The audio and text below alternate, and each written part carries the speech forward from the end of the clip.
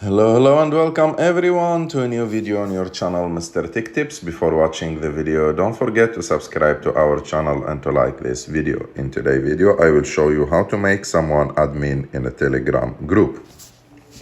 To do this, it's very simple. You have just to go to Telegram, go to the group that you want to add admins to it, open it, and after that, go and click on the profile picture of the group on the top right of the screen. And after that, as you can see, there is edit icon on the top right of the screen too.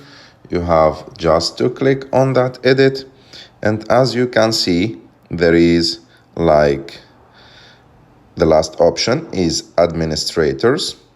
Click on it, and after that you have just to click on add admin and choose which one of the members of the group that you want to make him or her an admin. Just click on him or her, and after that choose like the access that you want to give to that admin, and you can give him custom name also. And after that, just click on done, and like that, like this second profile, which called me, is promoted to be admin in the group.